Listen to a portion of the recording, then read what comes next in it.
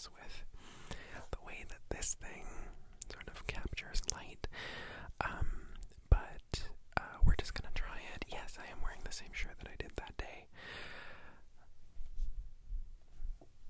I'm an outfit repeater, sue me, but I mean, like, this shirt looks fucking incredible on me. I love it. This is one of those shirts that I put on and I just feel like I look good, you know? I struggle with that a little bit, so, oftentimes, like, if I'm putting on makeup, if I'm wearing clothes that I like, I really feel like, yeah, I look good, like, I look great. It's a nice exercise in self-confidence, which I need to do more of. And you also do too, even if you have a brimming, amazing sort of well of self-confidence. Still practice self-love, okay? Because you deserve it. So we're just trying out those lights, just to see what it's like. You will notice that I'm in the old filming setup. I did not expect that other filming setup that I did for the Trigger Word Tuesday. If you don't know what I am talking about, go watch the video that is chronologically right before this one. And just see like what the setup looks like. Because I am very married to this. I love having my plants in the background. I feel like it really reflects me. But, and it's not like I don't like the posters and the lights and things like that. But I was like, man, this is a fun thing. Maybe I'll do it every now and again, but it's not the setup. When I tell you that I've gotten like, it is in the realm of 4 comments, which to a small channel is a lot. Okay. But saying that, wow, I love the new setup, oh my god. And I'm like, I didn't think that it was going to be like the new setup. But if you want more videos in that setup, please let me know. I would have to work out lighting a little bit more. Like, I just have the window naturally gives me light. These lights now give me light, and I really do like the lighting quality of this video. And then, of course, like, I have the table lamp that I have on my night table, and then a couple of those IKEA lights that I sometimes augment the lighting with. So I don't know if this is going to be like, I feel like setup wise this will remain like the main setup, but if you want to see more from, like, in the mirror, you all were like in my closet right here, and I was sitting on my bed like right here. That is the only like dark corner of my room other than the one by my door, which is like, just continue that way. I have a room tour somewhere in my channel, like from way long ago. I think it was like 1,000 subscriber. Well, no, maybe it was like 750 or like 1,500 or something like that. But anyway, that is just a little bit of housekeeping. But if you like it, please let me know, because of course I want this to be as much about you as it is about myself. So let me know if you like that one better, if you like them equally. If you don't give a shit, I don't like, that's perfectly fine. But this video is, I believe, going to be fairly long. I don't know exactly how long, but I know that it's going to be quite long. Just because we're doing a full-on voiceover vlog of my past 2 days. And I feel like,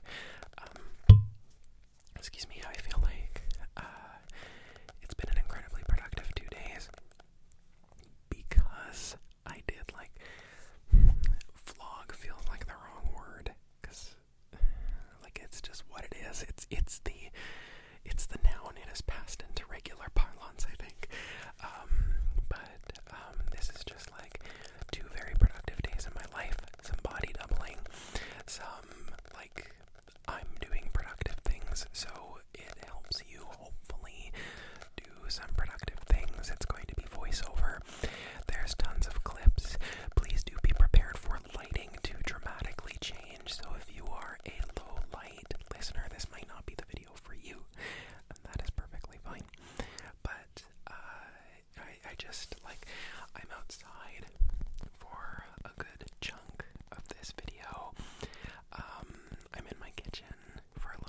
this video, I'm in the laundry room for a bit of this video, and then of course I'm in my room for this bit of video, so I guarantee you it will get brighter. The camera quality isn't going to be incredible every single time. When I had the laptop outside, it was a freakishly windy day, so like the camera was, of course, like it's my laptop screen, so it's catching a lot of wind, so it's like shaking in some shots, well, in a lot of sort of time blocks. So if you ever watch me for the visuals, this might be a more chaotic experience for you.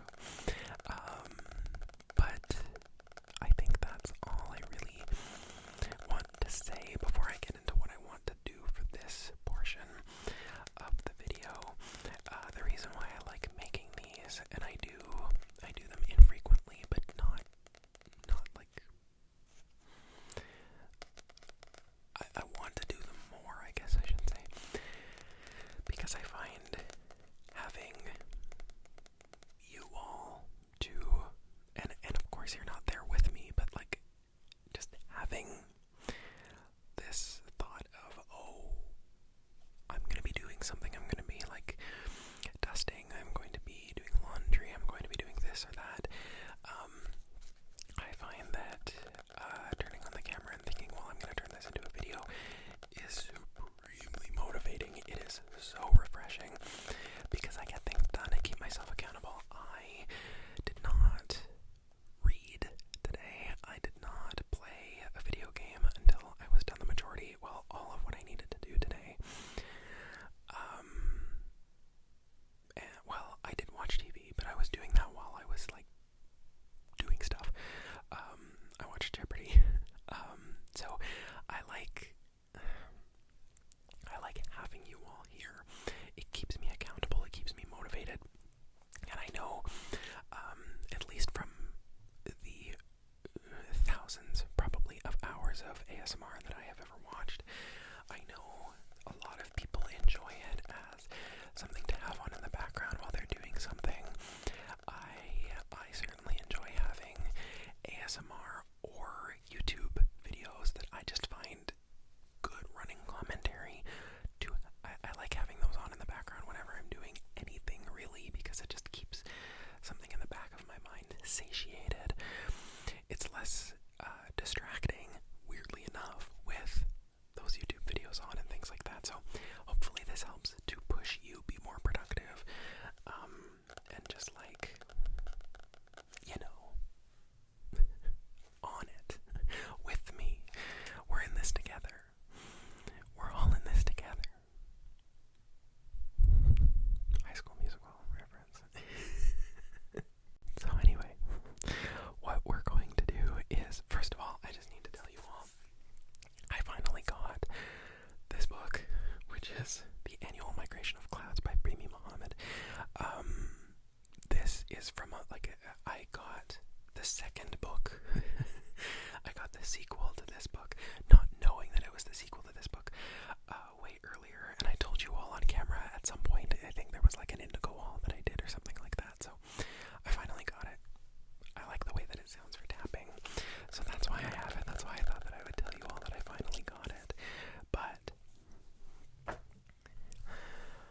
here's some other cool stuff that I got, and that's going to be the point of this portion of the video. Like I said, first of all,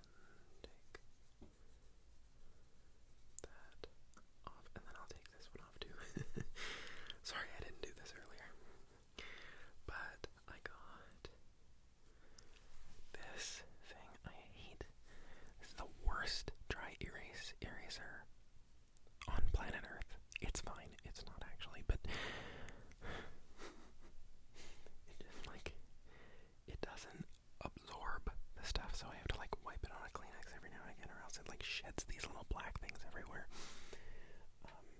which is the dry erase stuff. But I got this dry erase acrylic planner thing with like this flower motif on it. I swear this is the front of it. The flower motif is just really like washed out. It just looks pretty. It's not like I'm looking for it to be like incredible, but it says this week, Monday, Tuesday, Wednesday, Thursday, Friday, and then weekend, and the notes down here, and it's split up like a T-chart, and without like the top of the T, and then also with subdivisions in it. Anyway, I guess if I turn it over, then it looks more like a T-chart. Anyway, whatever. It's not important. But this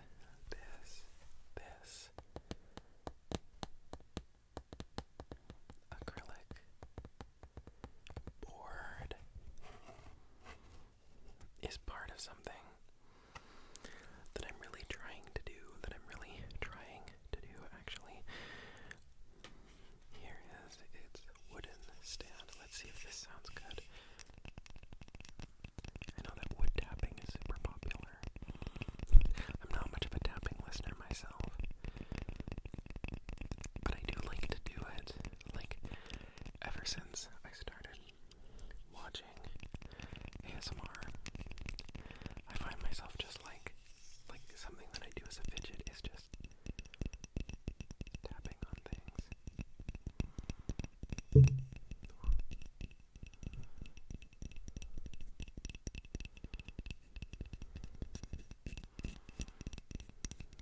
So hopefully it sounds nice. You know what I really need to do? I really need to just commit to doing a trigger word Tuesday style tapping video where I ask people to tell me what they want to hear tapped on. Because there is the monthly tapping compilations that I thought I was going to do. And it turns out I find tapping incredibly hard to sustain my attention. It is wild. Like, trying to do tapping ASMR is a very intense mental activity for me, which I find that I have found a lot of great coping mechanisms for ADHD. I am not good at coping with it. Let's just be clear. I am not. Name one time that you've ever seen this dresser like organized and clear and fine. I like to live in clutter, but I am not like coping well. I am not an example of healthy dealing with ADHD. You should not be following any of my advice. But for myself, I have found that the way that I cope with ADHD is very effective for me. Although it could be much better. My job searches would go way better if I was just medicated. And when I was medicated, they did. Chores and like daily tasks and weekly tasks would go much easier if I was medicated. Decision making, like awful. But the coping strategies that I've come up with, I feel like I have been able to work with them. The one place where I cannot escape that is trying to do sustained tapping ASMR. I don't know what it is. Something about it. My brain starts saying, look at the mushroom poster, look at the lights. Is something wrong with something on my shelf? Let me start reading all the titles of all of my books. And I do that on a good day in an ASMR video. Tapping sends my brain into fucking overdrive. I don't know why. It pisses me off. This is living with ADHD. It is so frustrating because sometimes you feel as though you are inside of your own head, and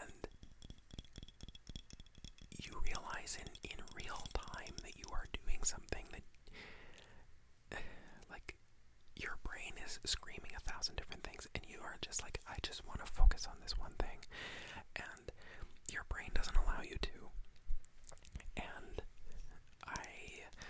like I said, Trigger Word Tuesday, fine, kind of. By the end of those clips, this is the reason why I do it in clips, by the end of those clips, my brain is, like, shot. The thoughts are going at a mile a minute. I just can't stop them.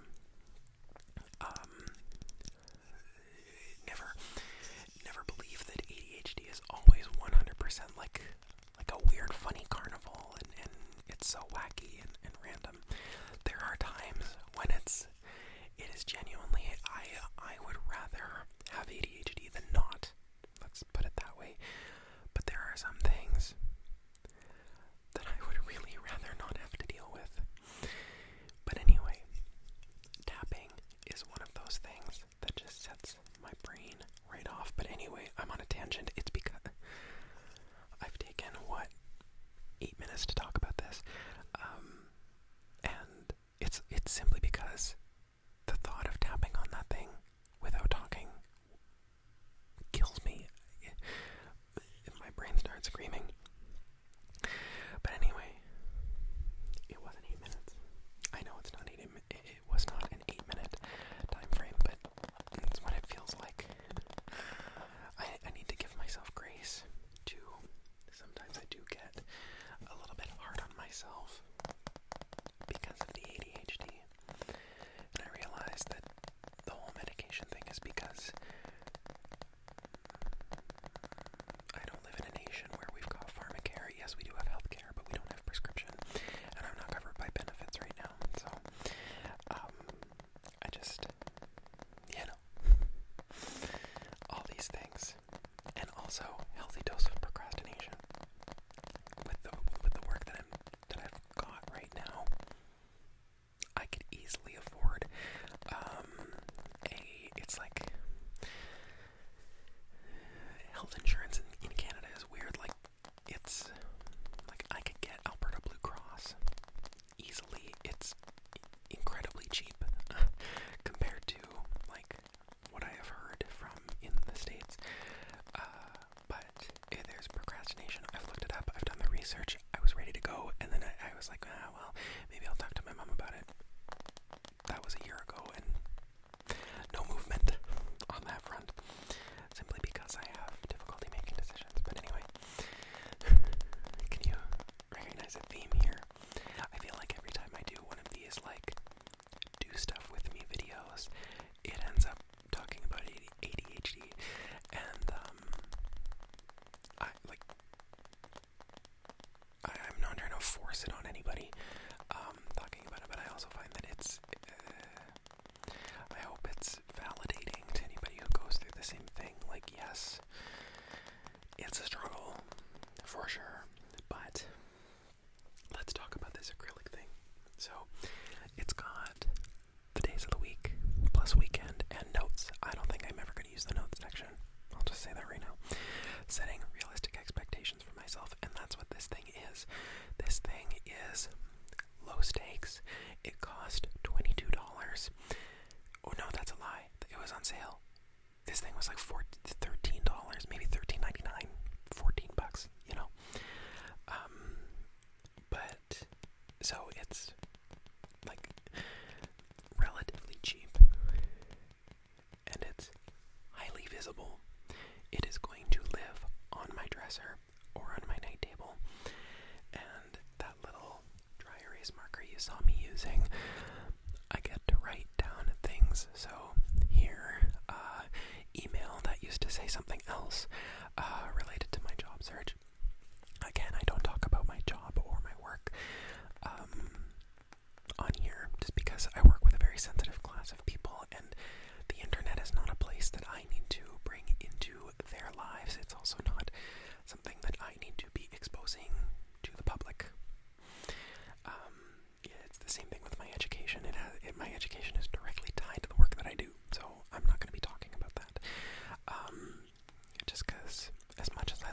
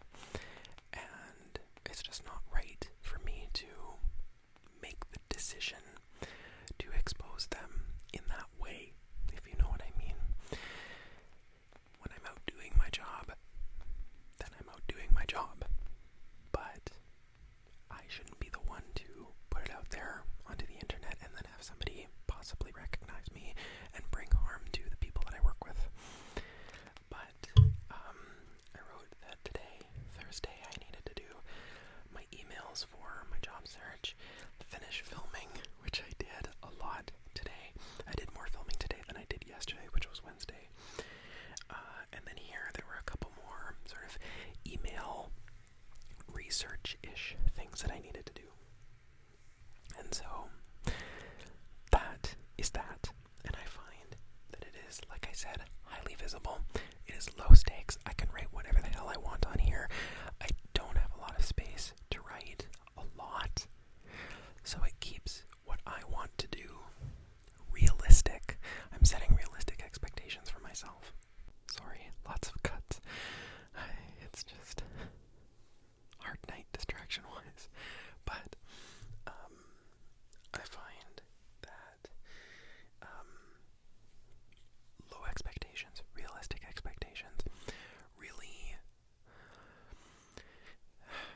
they really help me not feel like I'm failing to do what I need to do or what I have set out for myself.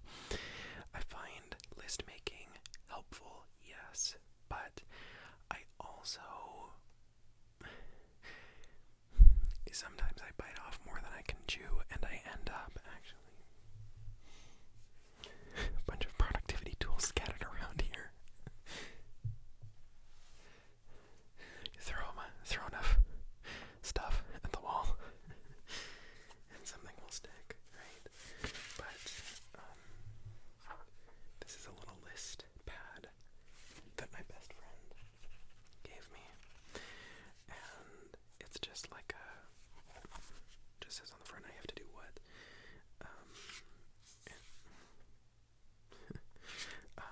And I usually end up so it's a long list. Yes, this is about 3 days worth of a list from not this week, but last week.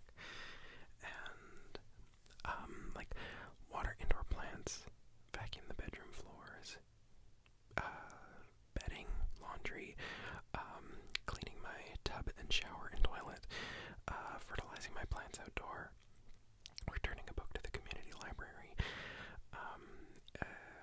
Here's watering my indoor plants again.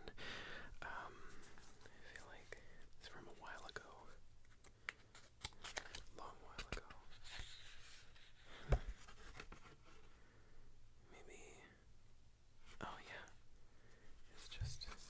No, I just wrote things in the wrong order. But anyway, I end up filling this out as I go on.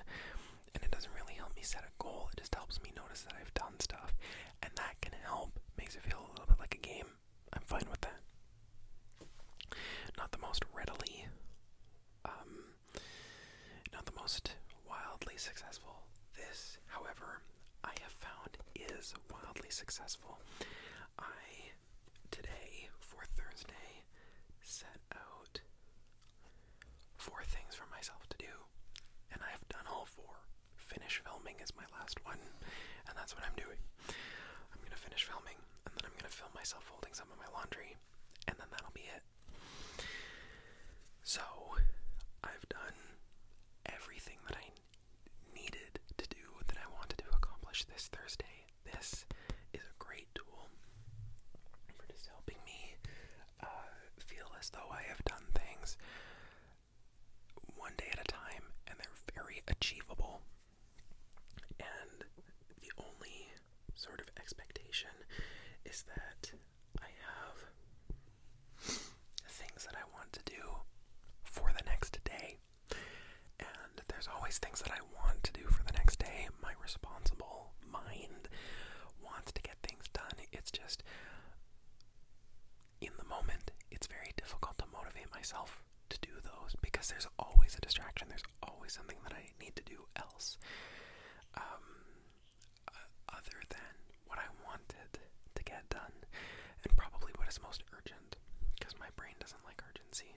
Again, you can imagine how this is intensely frustrating to live with, especially when I know I have a lot of potential in me to do things. These past 2 days are a really good example of that, and we'll talk about that here in a little bit. But tomorrow is Friday, likely when this video goes up. I don't think I can do this entire voiceover in just one sitting. If I can, I would be impressed. But for Friday, there is something that I know that I need to do. I need to go into the office where the people I work with work. I'm an independent contractor right now, and I do work kind of all around my surrounding area, the city that I live near. So it's a little bit weird that way. Technically, I work for myself. All I know is that like, in a way, it's favorable from a tax perspective. But anyway, I would encourage you, if a company wants you to work as an independent contractor, find how close, find how, like, razor thin close you are to being an actual employee. I am not happy with my benefits situation, for example. Anyway, that's way beside the point. But I do have to go into the office tomorrow, so I'm just gonna write OFFICE. Just gonna go into the office tomorrow because I need to do some stuff with them. Again, I'm not gonna talk about what it is exactly that I'm doing, but I do need to go into the office. And then I need to check if I need to get gas, but that one's easy. What else do I want to do? What I have found in using this, there is a severe lack of things that I now need to do urgently. I'm going to check my email again, though. That's a good one. I'm just going to write that in the corner. E-M-A-I-L, because that's an easy check if nobody sent me anything.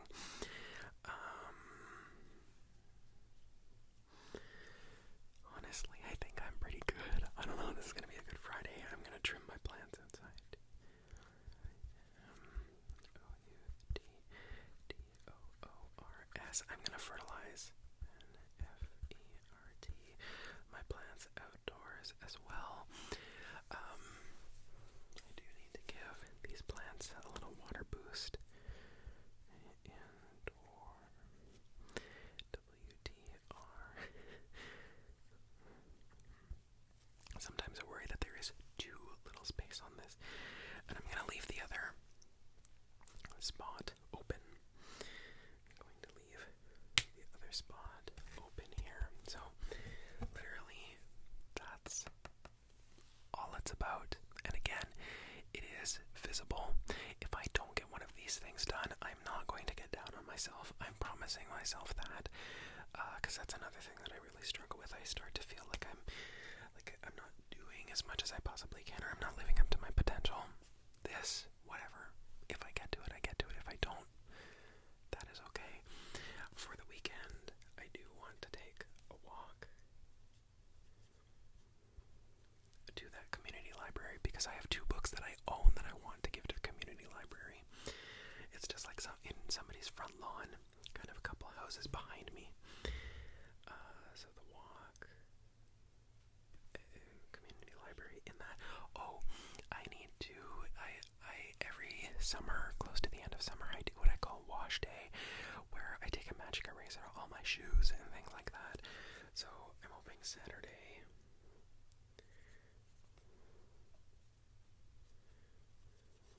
I'm gonna see my friend on Sunday. Just gonna read her name up there. S-D for Sunday. I will kind of obfuscate her name just in case, but yeah, so that is kind of what I like about this thing. It's incredibly low stakes, and it has so far been incredibly helpful. So that is kind of the day-to-day,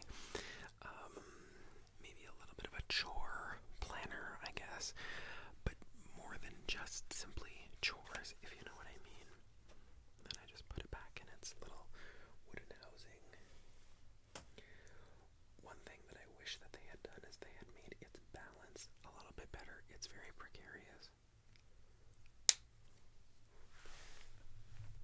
But that is my acrylic planner that I got at Indigo that I have so far found incredibly helpful.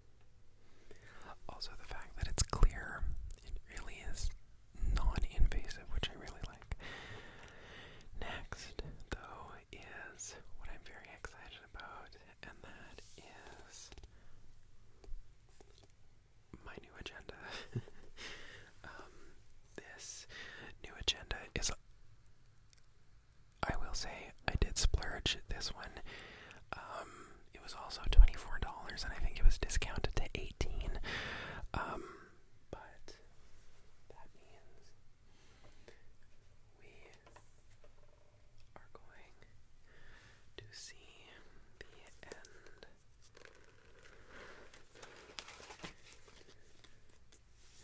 the end of this planner, sadly, my 2025 one. This one did, yes, go to December of this year, but I just got an August 25 to December 26 planner just for the hell of it, because it's closer to this time. But this planner I did not use very much, and the planner I had previous to this one I used way more, and I have told myself I'm getting myself a planner every single year now, from now on, starting back in 2023 and 24, and then I got this one at the end of 25, or at the end of 24 for 25. And if I fill out one day on it, it will have been worth it. I'm okay with that. And so I am retiring. Oh dear. I am retiring that one. And I've brought out this one. I didn't bring it out. I bought it. This one is just oh, that's a sticker. The price sticker on the back of this thing was absolute hell to peel off. And this one's going to be awful too. I'm just going to leave it on there for now. But this planner, you can see it's got the pretty, no, it's not Eclectic. It's got the pretty bird on it. It's got all these flowers and things like that. 2026. Ooh, that's awful. Graduating class of 2016 here. You can imagine how that makes me feel. Okay, notes section at the beginning of this planner. It's got all the days of the year and all that this planner belongs to and all that good stuff, but what I am looking to do is go in here and, again, like I said, I'm thinking and hoping that I'm going to be using this planner a little bit more this year. Here's hoping that I get my career so that I can actually use it way fully and have to rely on it. But this is what I'm going to do for now. I'm going to use the acrylic block as more of in the moment, and I'm going to use this as more of a long-term plan. So what I want to do is, so this is the current week. Is it? Yeah, it is. Oh god. It's already the 20th on Saturday. Jeez. But I should have just stayed at the front here. Okay, but I always like in these planners from Indigo, and I'm sure this is planners everywhere. I'm sure it's just like a standard format, but it's got this general planning page. It's like an overview. So here it's got just all the days in a little grid.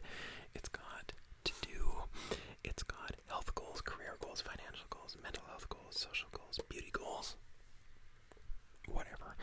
I'm fine with those. And then quotation. I'm not that type, but it's nice, I'm sure. What I'm looking forward to, gratitude, don't forget, and then highlights. What I am going to write down is that I am going to, and I realize I sound a little bit like a broken record here, but again, I am going to probably attempt to ramp up my job search, just because typically in the fall is when a lot of turnover happens in my field. So I'm just gonna write down ramp up the job search and continue to email certain people that I need to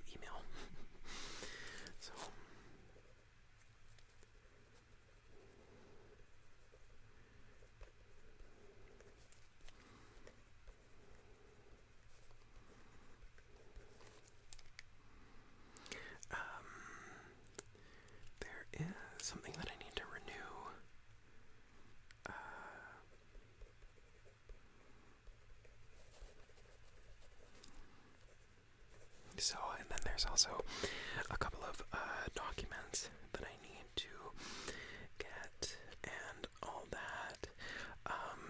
Financial goals. Currently, hey, one nice thing is that the job that I'm currently working at, fall last year was a nightmare. This year, shaping up not to be as bad. I've had Wednesdays and Thursdays off, so I'm not going to complain. I need that to stop now, but that's pretty good. Okay. This pen is pissing me off a little bit. It's like breaking almost. There we go.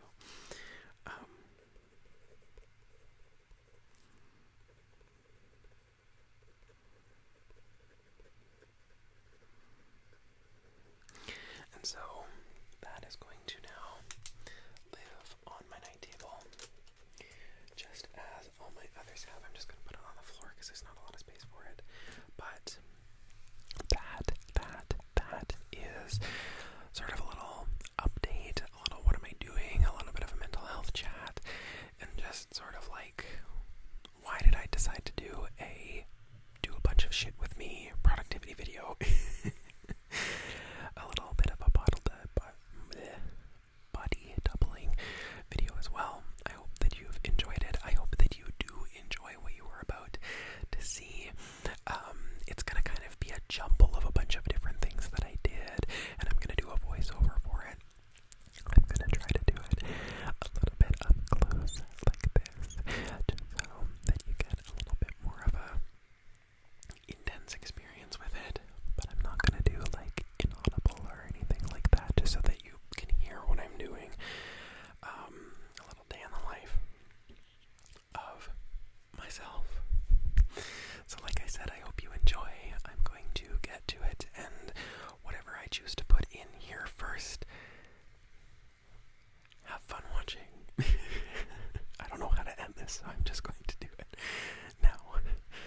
Awkward. Okay, so this is the beginning of the voiceover portion of the video. You might hear a little bit of me adjusting to get a little bit more comfortable here. Sometimes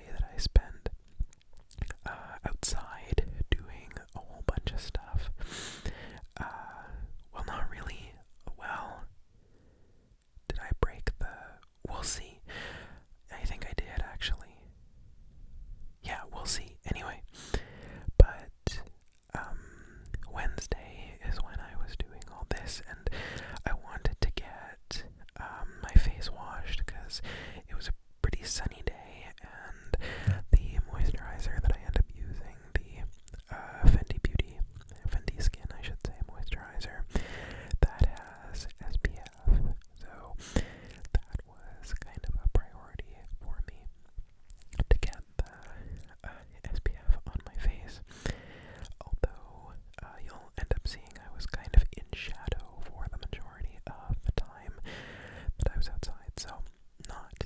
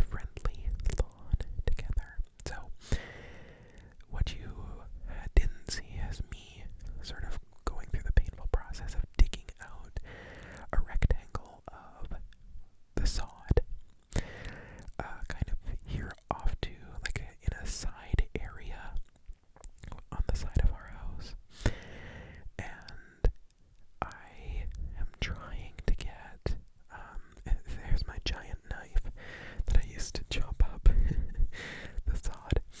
But you see, I'm just trying to get this bee lawn that I've kind of planted in a tray, trying to get it out into this rectangular thing that I cut, and not all of it was coming, so that's why I had to chop at it a little bit with the knife.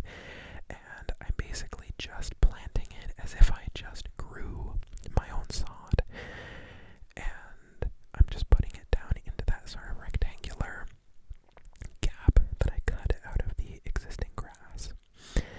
And so you see that I've kind of tried to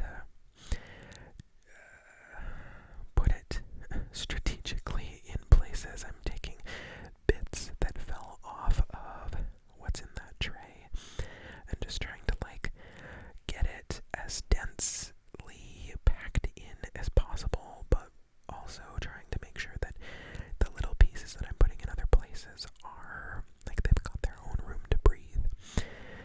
So what I ended up doing is I got a package of bee lawn seeds, which I do eventually show in this video. And we had a container from Costco that had a bunch of croissants in it, the Costco croissants. So I chopped that thing in half. I cut the lid off of the base. I put some soil in each of them. I put perlite in one, and then I just put regular old soil in the other. Sprinkled it with seeds, and just got to work, hopefully growing it. I misted it every single day. And then it started sprouting, and it grew really, really, really well. It got, you can see in the tray, it's quite dense. The pieces that I'm taking out of this tray are really nice and thick and dense with grass and some clover. And then also I can see some nemophilia foliage in there as well. I need to look at the ingredients, quote unquote, on the back of the seed bag because I want to know exactly what's in there. But I'm like I said, just ecstatic with how it turned out. And so what I'm hopefully working towards is, I don't know if I'll continue to grow just chunks of it in different containers that I have. That the only thing is, we have a recycling program here in the county where I live, but they don't like it if you give them dirty trays and things like that. They won't sort them if they're not rinsed. And I tried to rinse these, and they don't come clean very easily. I'm going to try to bring these just to the recycling station that's close to me and see what they say. Is this acceptable to put in the blue bag, or should I try to find an alternative to plant in something reusable? Which I did like the fact that I got to cut off the end of this tray to make it easier to take the lawn out of the tray. But if I need to use something reusable, I'm not gonna be upset about it. I want to do, the whole point of the bee lawn thing is to be environmentally friendly. So of course I want to use something that's reusable. But for a first experiment, I'm happy. So kind of like I said, I would like this to end up being so this fence here, it goes all the way out to the road. So it's quite long, and it's very hard to cut the grass along it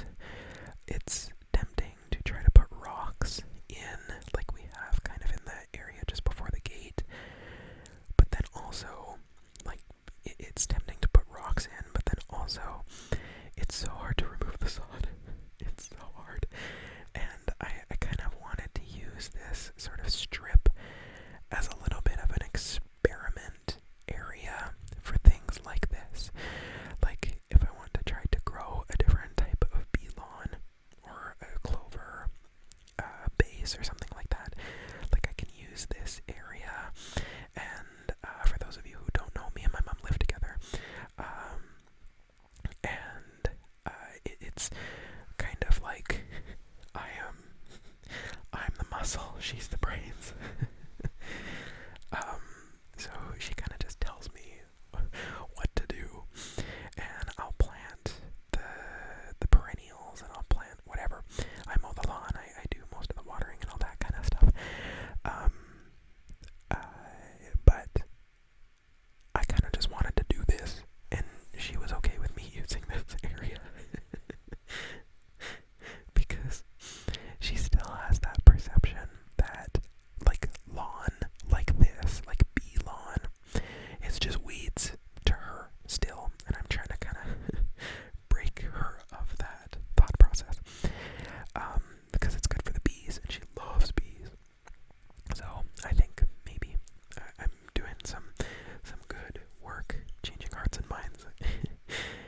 But so now, actually, okay, back to narration. So what I'm doing here is I'm using that giant knife. We've had this knife for so long to do projects just like this, like cutting landscape fabric and stuff. But I'm just trying to get the top layer of the sod gone, and it works really well. But this soil over here is quite hard. I will say this area of the lawn probably gets the least amount of attention for watering because, one, it holds water really well. You can see it's still mostly green. There's only a couple little dead patches, and it leads to the soil being harder. And so I'm like using this mallet to try to get this knife in, and I'm really working for it. The first hole that I cut out of the lawn, it took me, I think, 40 minutes or something like that, just to try to figure out what the hell I was gonna do, because the soil was so hard, and especially along the fence, kind of where the grass stops, it's even worse in a way, like the soil hardness. So it was a bit of a process trying to get it out, and eventually, like, I start like slicing at it with the knife. I will say, just a quick, don't try this at home, just to kind of head that off at the pass. But just, if you're doing any projects like this, do be careful. And I have to cut the full square, and I was kind of not feeling it for a little bit, but I ended up being okay with it. The other thing that I really was annoyed with is the fact, so a couple years ago my mom got me AirPods for Christmas, and you can see me wearing them. Please, somebody sympathize with me here. AirPods do not stay in your ears whatsoever. They are awful, and they're the kind without the little nubbin on the end of them. So I don't know what, if getting a different type would work, but also we don't have, like, just what are they now, $300 or something like that to spend on fucking headphones. I hate the fact that headphones that are on cords have fallen out of fashion, and I understand I could go out and get another brand, but, like, there was nothing wrong with the old Apple headphones. Nothing. It's just to make more money off of AirPod sales. And I find that AirPods, they have, to me, equivalent sound quality, and they fall out of your fucking ears every 10 minutes. It's awful. Anyway, sorry. But I was listening to music all throughout this, and the wind was like whipping at me. The air conditioner is right, like that wheelbarrow that I have.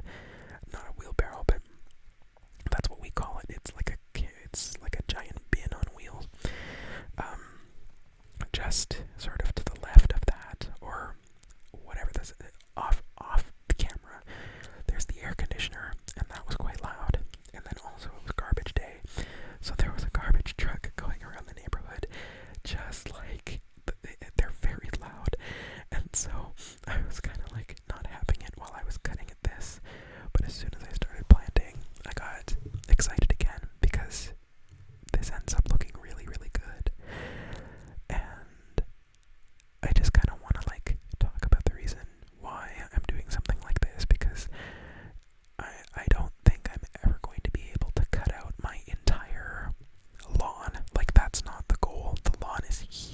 much for a project going at the pace that I'm going at, like this. Like, oh yeah, I'm using this like pickaxe tool. It's a pickaxe on one side, and it's got like a little 3-pronged rake on the other side. It really helps with pulling stuff out. So you can see, like, I go quite hard at it. You all are seeing the very determined and driven side of Ryan in this video. But so the reason why well, I already talked about the bees, but like, if you are not aware, a bee lawn, a clover lawn, is something that is incredibly good for water saving specifically, and also biodiversity. Of course, it's really difficult to sort of put together an entire sort of like meadow garden with wildflowers and things like that with the size of lawn that we have. It's doable, and we don't have like one of those, what are they called down in the US? We don't have like a condo board, like a homeowners association. So we have nothing stopping us from doing that. But for the work that it takes, and also I would far rather put in rocks than do that in order to save water. But I don't want to do that because the sort of taking away green space is also not ideal.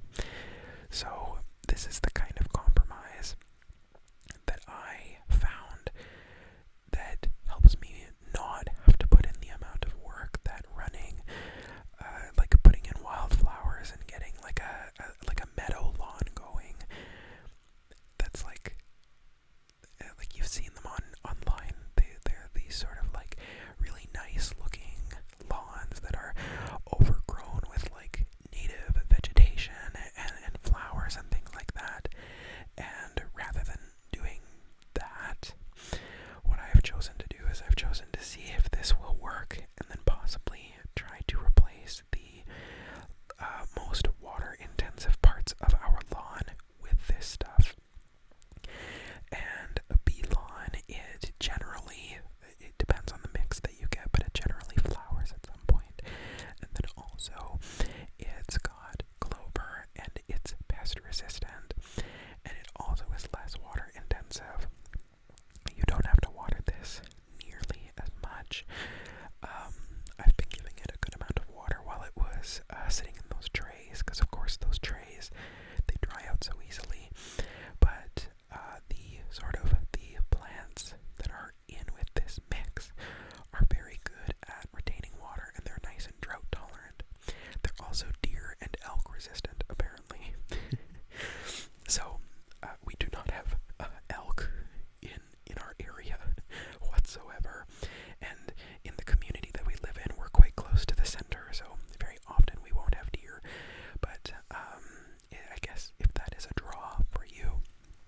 But I think this is a great example of, you know, a lot of people, I would say this is more corporate messaging. You hear a lot of like, well, we've got to all do our part to,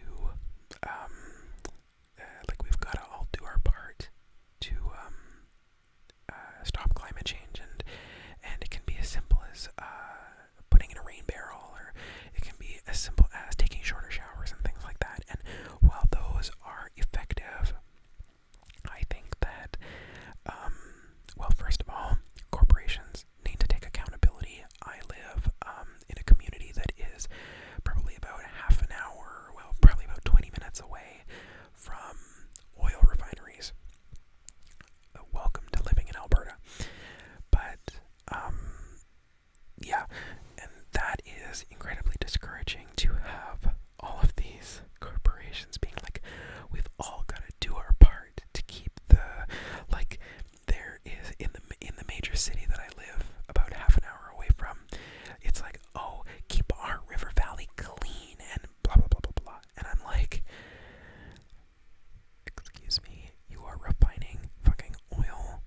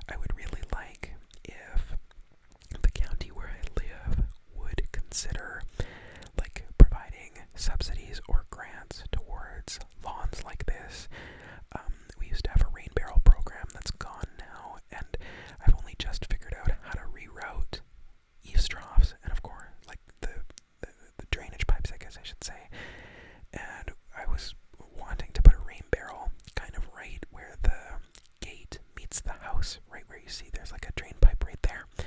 I was like, okay, well, let's put one in there. And now the county is not providing them anymore. So I'm like, well, fuck.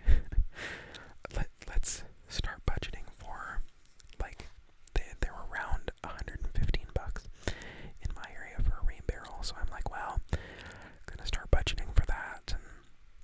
And it's just kind of discouraging that I don't think a lot of people are taking, like, water saving and biodiversity and lowering your own personal footprint as seriously as they should. And then, okay, so back to narrating, sorry, as I go on a diatribe, but I'm just kind of readying up the soil. The soil was very crumbly underneath, so I was just trying to make it a little bit more powdery. And now I'm starting to take out more of this lawn here out of the tray. This one was a little bit more difficult. I'm not quite sure why, but it was like as it grew, it ended up growing more sparsely in the tray. So I'm thinking that might have something to do with the fact that it was harder to take out.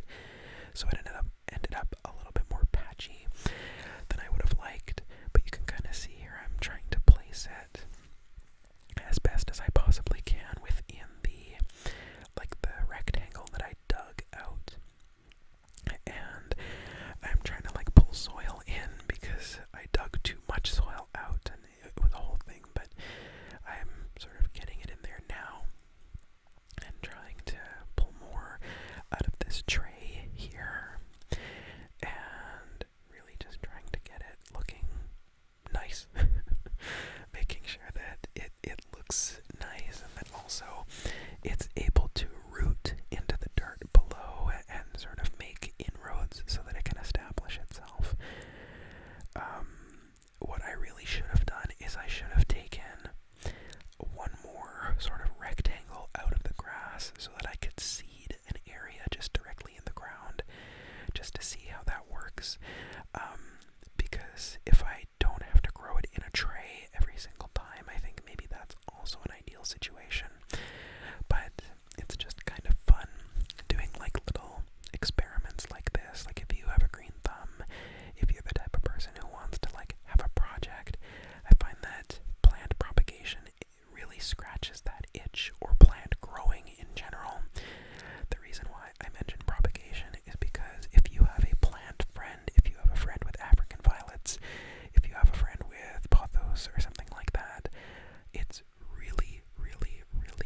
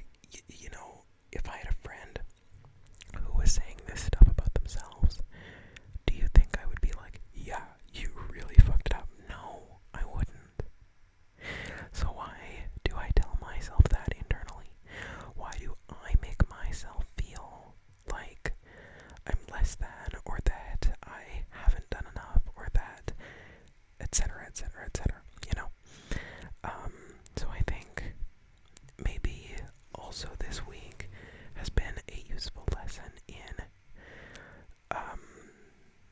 regulating the way that I feel about doing things and being quote-unquote productive. And of course, productivity is a capitalist myth. So it's really trying to deconstruct that within my head as well. Like, for example, this Sunday, I think all that I'm going to do other than do this voiceover is probably like water my indoor plants again, give them a little bit of a top up, because so far I've been giving them water. I've gotten into the habit of watering them on Wednesdays, which is not very sustainable as soon as work starts up once again. So that I think is what I'm going to do today. But back to what you're seeing here. I've brought out some soil and I filled up the watering can there in order to kind of pack in these grass chunks, and also, well, of course, give them some water, and then also spread a little bit more of this bee turf seeds, more of these bee turf seeds. So I think I stopped the recording there briefly just to kind of reset things, but I'm getting ready to plant a little bit more of this bee turf. I'm setting my music again, and basically all that I'm gonna do is you can kind of see where the stuff that I planted, oh, there's the packet of bee turf seeds, but you can kind of see where the packet or the soil is separated from the original stuff, like from what I planted. So I'm giving the grass and the clover and the other plants a little bit of a drink, and then I'm also getting the surrounding soil a little bit wet, so that eventually when I put a little bit of a top up of potting soil around this area, then I can easily plant some more of this bee turf seeds, and it's a little bit of a healthier soil rather than just that dry stuff that I was talking about. And so as I was sort of planning on sort of like how was I going to do this, I really just kind of winged it, I guess. I tried to sort of, I guess, scratch it up a little bit, tried to pack it in and then kind of rough it up as much as I could, like you saw I was doing there with the little trowel. I managed to get soil into most of the little cracks. It's not perfect. Sorry, I can't hear myself. There we go. It's not a perfect sort of, it's not perfectly level, but it is kind of to the point where I wanted it to get to, so I'm not going to complain. But essentially, after I pack in and place all of the soil, I just sprinkle bee turf seeds wherever there is exposed sort of black soil. And what I've started doing is I've started taking pictures as soon as I see changes with, because of course this is a couple days on now, like I did this on Wednesday, and it's Sunday right now, so I've been taking pictures whenever I see just a little bit of a change, just to kind of track like how it goes. The other thing that it's gonna tell me is it's gonna tell me how well this seed grows on just like regular old soil, you know, like not planted in my house, misted in my house, really well taken care of, and all that kind of stuff. I didn't have this in the house the entire time, like the trays were out of the house for the majority of the time, but when I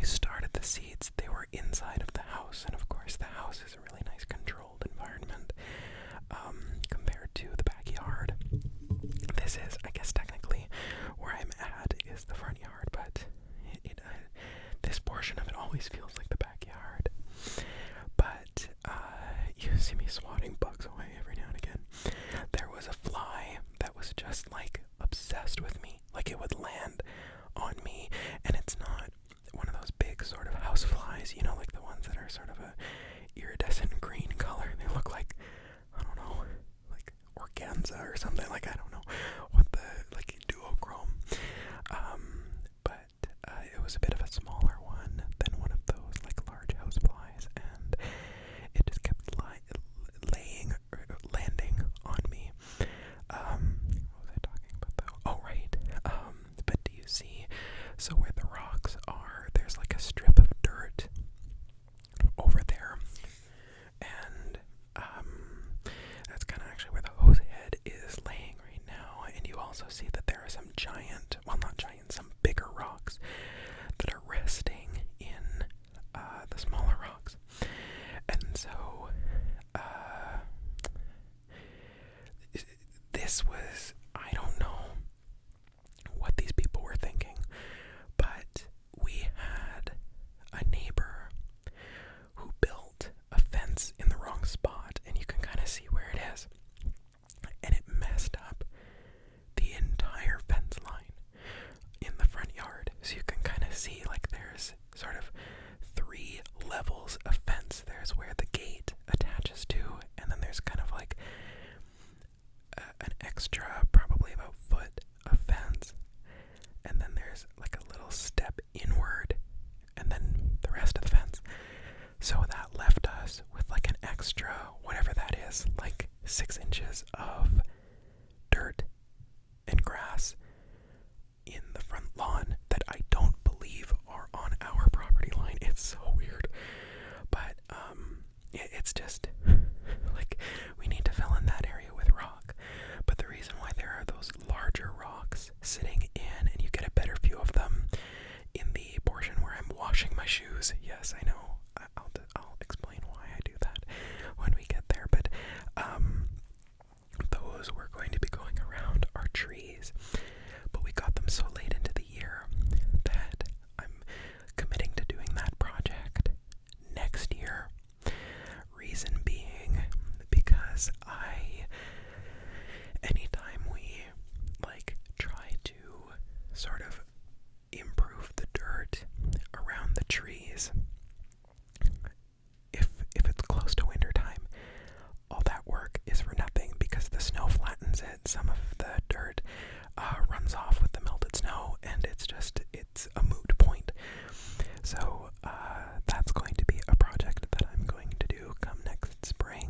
I'm going to sort of chop away some of the landscaping fabric and then make little stone circles around our trees, because our trees are getting so big that they're like, the circles around them are getting to be too small, especially our tree in the front yard. The tree in the front yard, it is exploded with growth, and I think it needs a little bit of a larger area of soil around the base of it. Okay, what I'm doing here is I'm just kind of massaging the seeds around, trying to spread them out a little bit better so they're not in like giant clumps, and kind of trying to get them into the soil just a little bit more as well. And this is kind of coming to the end of this portion of the video here, but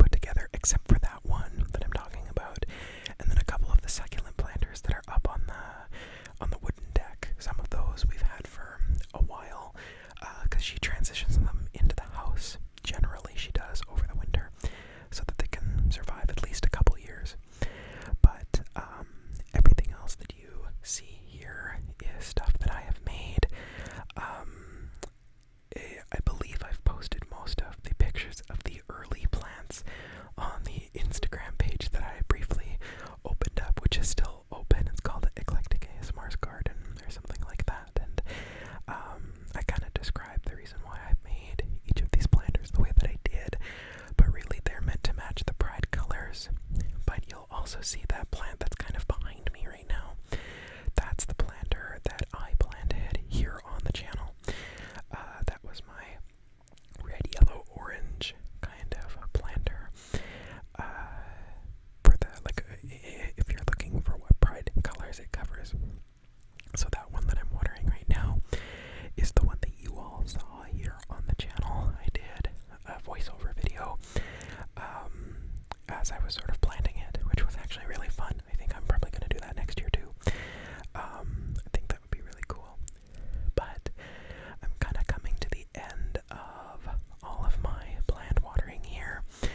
These smaller planters, I kind of have to go back to them and give them a little bit more water sometimes because I don't want to overflow their dirt. But the water also starts draining out a little bit, so I always want to go back and kind of give them a second shot of water. But just before I go turn off the hose, what I'm going to do is I'm going to give each of the maple trees, which are kind of flanking the computer on both sides, like where I'm filming, I'm giving water to our 2 columnar maple trees. And then there's an amber maple. It's the shadow that's being cast on the fence, kind of right where I'm headed, just off camera. The amber maple tree, I'm just putting the hose in its dirt well and on like a really slow drip, and then that gives like that tree a little bit of water, and then I turn off the water and let it drip out into the tree. And then I believe after this we're gonna go do some laundry because I shower after this. After I'm done with all of this outdoor work, I go shower. But hello everybody. There's a little sort of peekaboo from me. So yeah, I went shower, and then I'm just doing a little bit of laundry here. I was doing my bedding over the course of this day. So I've got the blankets going here, shaking it out to try to find any dryer sheets that might be left over that I can use to fix the lint, or to empty the lint trap. Like this entire time I'm listening to music and all that kind of stuff, just to sort of accompany me, or YouTube, something like that. But you can kind of see here I'm getting the second blanket ready to go. These blankets are really nice because all I have to do is quick wash them, because of course they're not getting too terribly dirty, and then I just leave them to air dry a little bit as the rest of the bedding is drying in the dryer, and then that leads to a shorter amount of drying time. I feel like I'm very smart about that. But you can see I'm emptying out the lint trap here. The lint trap is super dusty. I hate emptying the lint trap. I'm not a huge, well, okay, this isn't true. I do like doing laundry. I don't like folding, and I have problems putting things away. Again, if there's a theme here, the ADHD, I have a grave amount of trouble actually putting the stuff that I have washed away where it goes, because I'm like, well, maybe I'll wear that. I hardly ever do, but that's just the problem that I have. So right now I'm just gathering up a load of clothes and things like that. I think this load has the work clothes that I was wearing outside in it. But I'm just giving everything a nice thorough wash. Also, like I have this weird irrational fear that when I'm wearing work clothes outside, I'm gonna bring a spider into the house.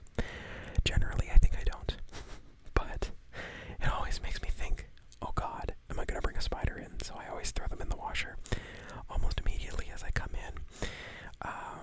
I'm kind of just checking around to make sure that I've got everything that I wanted for this load of laundry. And then looks like I want something more from my bathroom. That's the door that I just went in there. There we go. And then I just use a little bit of detergent into the washer, and then I get it ready to go. This was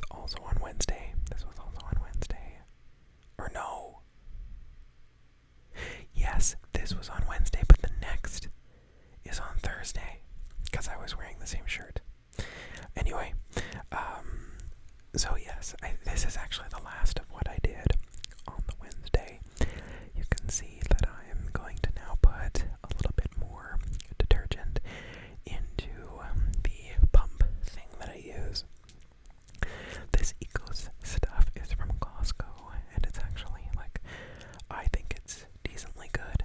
I tried a solid detergent, and every solid detergent I've tried has left powder left over in the wash, and that is probably just down to how I'm using it, but I'm following all of the instructions, and I still don't know what I need to be doing properly.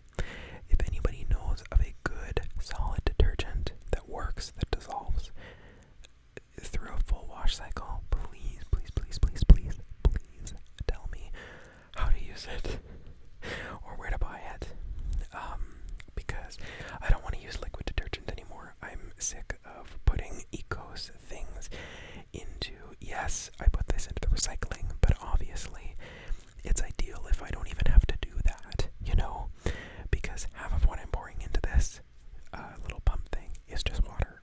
Like, I would even take detergent where you add water to it. I think that would be interesting as well, although that's taking up a little bit more water. So that's kind of a struggle, I guess, that I'm going through, if you can call it that. But now that I've got it nice and filled up, I think I am going to move on. So what I'm doing next is going to be on Thursday, because I remember finishing up the blankets on Wednesday, but then I didn't do the next part until Thursday, because really, Wednesday, all I did was make dinner. But now I'm back, and this is Thursday morning. The Thursday morning is kind of, I made myself a cup of coffee. I ground up a whole bunch of beans, and that's what I'm going to show you what I'm doing right now. I also did a little bit of the washing for the coffee grinder parts and all that kind of stuff, which I show you here as well, but I'm kind of now showing you the process that I'm going to use to grind up the beans. I ground up a bag that my uncle gave me called from Pilot Coffee Roasters, and essentially what I'm deciding to do here is I'm deciding to grind it for French press, and I'm basically putting the entire bag, so it's that yellow bag that you see in the background, I'm going to bring it up to the forefront here soon, into that jar that's on the stove top, not the one that I just grabbed, but that one, there we go. So that is where I'm going to keep it, and I think I'm going to use this coffee for brewing and drinking hot. If I don't like a coffee, I make a cold brew out of it, because, okay, here, yeah, so Pilot Coffee Roasters, it's called Radial, this one is, but if I don't like a coffee, or how it tastes, or if it's a little stale, I make it into cold brew, because really, cold brew, I'm going to be adding cream, soy milk, and my lavender syrup to it anyway, so it matters less. Obviously, I love a good cold brew. This coffee specifically actually would be great if I wanted to make a cold brew that pairs well with lemonade or like blood orange juice or something like that. What I'm watching here is I'm watching Jeopardy. That's what I'm looking at off camera, and kind of what I'm watching and reading while the coffee grinder is doing its thing. I have set the coffee grinder to French press, which is a coarse grind, the coarsest grind out there, and I set it for 20 seconds, and I do this sort of in 20-second intervals until whatever was in that, in the basin, is fully gone, like it's all been ground, and then I kind of slap the coffee grinder to get any residue out, to try to like get it cleaned out and make sure that I'm getting everything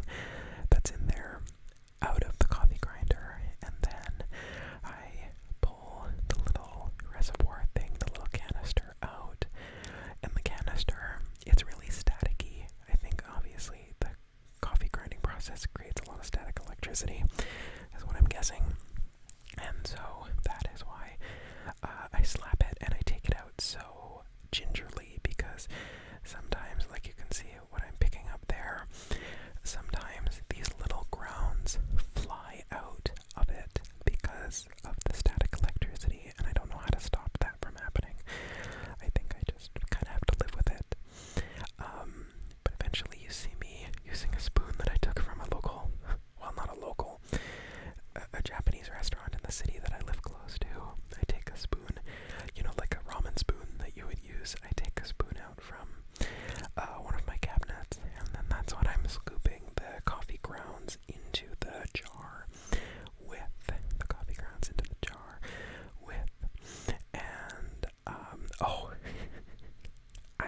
I've got to address this. Yes, that is a crumble box on top of the toaster. Do I like crumble? Absolutely not. I do not. I think that they're desserts, they're cookies, they're pie, cake things. I think they are loaded with sugar. I think that they are absolutely disgusting. They taste so weird. But my mom, on the Wednesday, at her work, they have what they call cake day, where everybody who has a birthday that month, that Wednesday is the day that they ship in like desserts and celebrate everybody who has a birthday that day. So they had crumble, and my mom brought home a little bit more because she was like, well, this one, it was a chocolate cookie that was in there, and she was like, you might like it. She managed to get an extra one, which I was happy about, and this, so far, is the only cookie of theirs that I can try to eat. The only problem is it has, a smear of icing over the top of it, and I just don't know what the hell that company is thinking. Like, it's such a sweet, it turns to I don't know, it doesn't have it doesn't have the texture of a cookie. They're weirdly soft, they're overly sweet. I just don't know. It's certainly not the type of cookie for me. And now that I know what, it wasn't really drama, but that thing that happened online where one of the co-founders of Crumble Cookie came out as gay, that is how I figured out that Crumble Cookie is actually a Mormon-owned business or Mormon-founded business, and that suddenly makes a whole lot of sense, because I do know here in Alberta there's not like a huge Mormon community, but there's more Mormons than I believe anywhere else in Canada. And my God, those people like things sweet. Like, I know probably personally, not as close friends, but I know personally 3 Mormons, and any single time we had gotten this was in university, so if we were getting lunch, or if one of them invited us over or something like that, and they would make something sweet, holy fuck, that, if you have a sweet tooth, you need to start making friends with some Mormons, because they are wild about their sugar. It's intense. I have no clue why, but it's just interesting to me. Yeah. But anyway, that crumble box, I feel terrible about this, but I ended up tossing it because I couldn't eat them. The cookie that she brought home for me, but I was really happy that she did bring that cookie home because it was nice. I had it actually paired with a cup of this coffee that I made on Friday. Yeah, because this was Thursday, so yeah, Friday.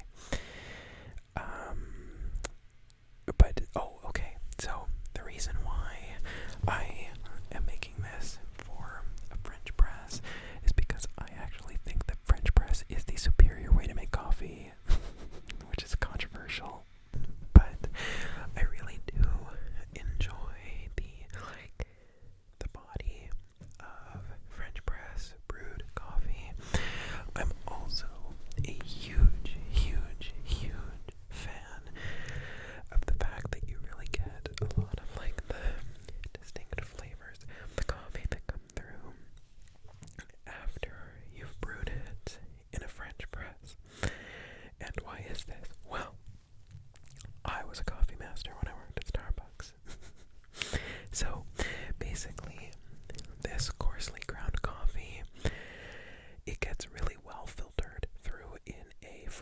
press, and when you have the boiling water poured directly into the coffee grounds, and the coffee grounds are exposed to the water for a large amount of time, you get a richer flavor and a more vibrant flavor. So let's say that you have an Ethiopian coffee, for example, that has been sun-dried, something like that, processed in a certain way, and then you grind it up coarsely and you brew it in a French press.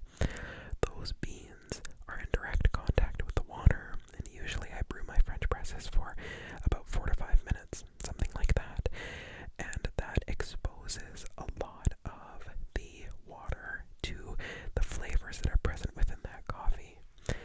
Pouring over coffee grounds or brewing it through a filter where the water has less time with the grounds, I find that I don't like those as much. It does lead to a cleaner flavor, but I find it leads to a less pronounced flavor. And what I like coffee for is I like coffee for the flavor notes.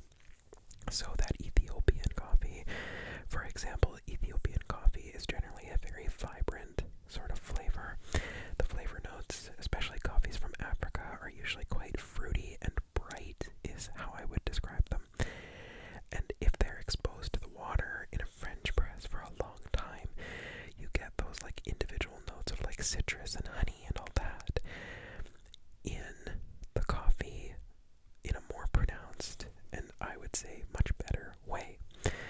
Now there's a little bit of a trade-off. This coffee does usually have some sediment at the bottom of it. If you're fine with that, that's perfectly okay. I'm fine with that. If you don't like it, then that's one reason to avoid French press. And the other thing is sometimes the flavor can be quite intense. If you have a very intense bean, then sometimes that coffee flavor will be a little much. But I like that. I far prefer it to be more intense and maybe possibly drink less of it than I do having it be a cleaner and less pronounced flavor. It all has to do with that time that the coffee is exposed to the water and the water is exposed to the coffee. So that's the reason why I like French press the best. I don't even have a brewer here, except for my French press and then also the espresso machine. But the espresso machine, I usually buy different beans for it. But I also like experimenting with different espresso beans and things like that because I find them, I just love the different tastes that you can get out of different beans put into an espresso machine. So, I am coming to the end of my coffee grinding project here. The Jeopardy that I'm watching is actually not the newest season. I'm quite far behind. I'm still watching Jeopardy from season 41, not quite season 42 yet, so I'm excited to try to get through as many Jeopardies as I can before I get to, so that I can get caught up, basically, because I always get so excited around, Tournament of Champions time and all that. But what I'm doing here is I'm actually getting the kettle out, and I got my one French press out so that I can make this coffee here once it's ready to go. Once the water is ready to go, I should say.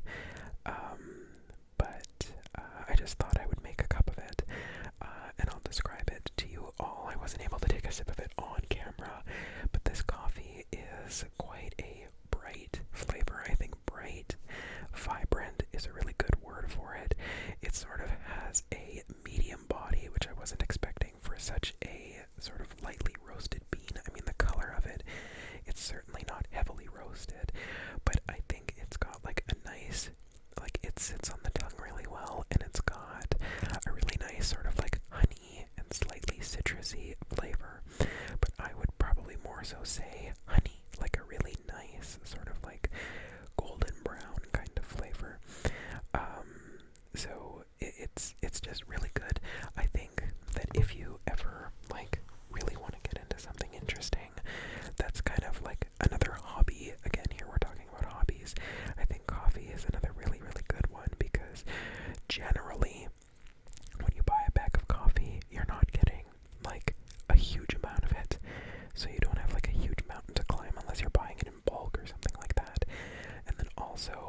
it's quite accessible to get into. It just takes a little bit of research, and it just takes you like getting to know your favorite brew method. French press is incredibly cheap. All you need is coffee and the French press and some way to get boiling water. And you can even go, like, if you go to a Starbucks or basically anywhere that sells coffee, generally they'll probably be able to grind it for you. I mean, I even think that, like, you can get the beans from Costco ground. Like, I think there's a giant coffee grinder at Costco, at least the one that I live nearby, where they'll like grind the coffee. I don't know if they do it for you or if you have to do it yourself, but you don't even have to have a coffee grinder. This coffee grinder was actually me and my grandma splitting the cost, which I thought was really nice. We got a free what did we get? We got some free beans out of it. And then, did we get a mug? No. I don't think we got anything free other than the beans. No, yeah. Anyway, we got it from Bodum. That's what the brand is.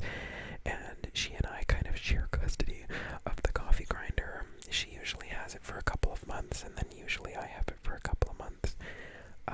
And it kind of just bounces back and forth in between our households. Whenever I need it, I ask her for it. Whenever she needs it, she asks me for it. And it's a really good system. It's a very nice, compact coffee grinder. Difficult to clean, I will say that. But for what I need it for, perfectly fine. I think I really should get some grinds, though. GRIND said they're these little sort of pill-looking things that clean out coffee grinders dry. But all you have to do is like grind them up, and then wash out whatever receptacle you use. And then with the coffee grinder, you just do like a small scoop of coffee through the grinder. Again, that's how we used to do it at Starbucks, and it works. I'm fairly certain the same way for this one, except this one is a little bit smaller. So I really want to do that. I was really committed to washing this thing because one thing I'll say about my grandma is that sometimes there's like, she doesn't clean it out because she doesn't know how to take apart the pieces, which is perfectly fine. I'm not saying anything against her, but I really should just spend a day with her and show her how to clean it.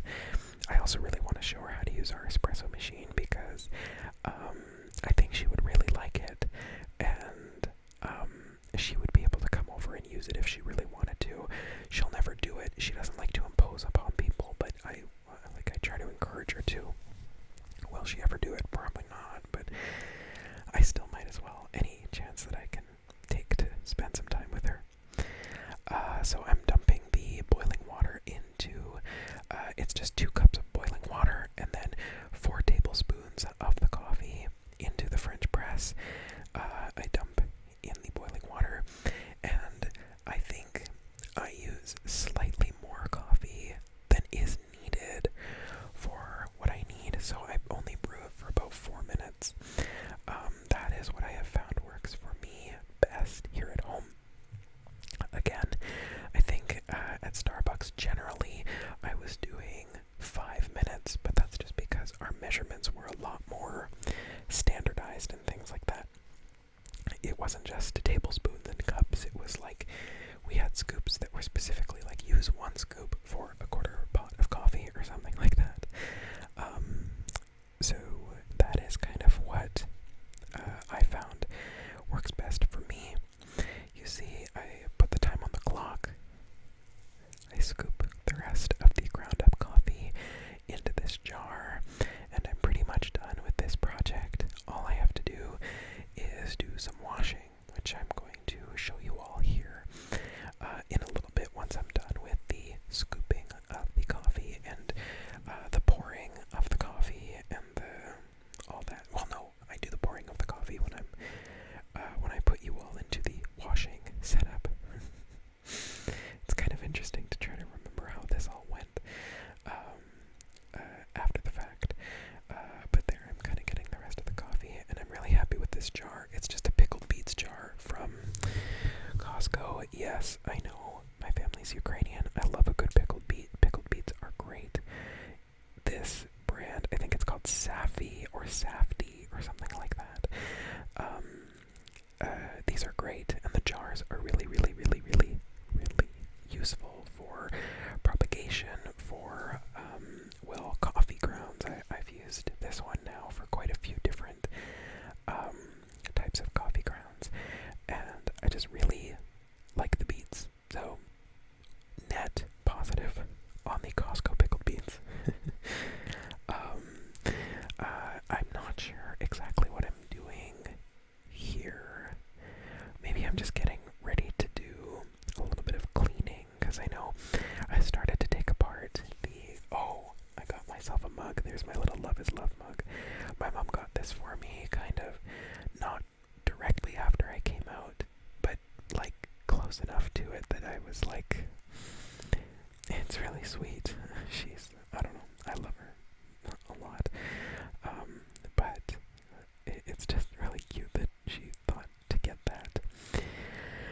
But I am, I think, stopping the clip here, yeah, and then turning the camera into just a little bit of a different angle. I'm rinsing out my soy milk container, because generally I think our bottle return likes it when you rinse things out as much as possible. And you see the French press is kind of like at the forefront of the camera. It's got probably about another couple, maybe like a minute and a half or something like that to go before I pour it. And what I do here is I start getting like all of the stuff that I know I need to wash ready. I started putting dishes into the dishwasher as well. Give the sink a quick little rinse, and then you can see here I've actually got a solid, like a powder dish soap here in this thing, which I really, really like. It's from that company called Blue Land. Now, I have bones to pick with Blue Land. First of all, Blue Land is that brand of solid laundry detergent. It's one of them that I've tried, and the detergent comes in these sort of pressed pellets. They are the worst for staying intact after like a 50-minute load. 48-minute I think is the default setting on my washer. So if you have that, they don't break apart, and maybe it still works. I do not trust it. I simply can't trust it. I wash in cold water. It says that they're good for cold water. I don't know. I do not like the Blue Land solid laundry detergent. Here I'm pressing my French press, and I'm also fast forwarding on Jeopardy. My French press, this one took a long time to press, and I'm not sure why. You're supposed to just use the weight of your hand. I kind of ended up using the weight of my arm a little bit to press it down. But once I press the coffee, there were a lot of commercials. I do remember the channel that I tape Jeopardy from is a different channel. It's switched since the summer, or since the winter, I should say. So sometimes I'm not used to the sort of rhythm of it. But there I am, I'm pouring the coffee. Sometimes French presses, I find they are hard to get all of the liquid out of. Like, you kind of have to work for it, kind of like I'm doing there. Like, I lift the plunger up, and then I repress it to try to get some more of the sort of liquid out, and that usually pulls out as much liquid as I want from the press. But I do find that's a little bit of a odd thing. Both of my French presses are Bodum though, so that could be part of the problem. I don't know if they're not the best sort of French press makers or something like that. But here I am. I'm gonna wash the coffee pot as well. But what was I talking about? Oh, Blue Land. So this powder dish soap, love it. It's fine. Like, I would get it again, but we'll talk about that. But the absolute worst thing about Blue Land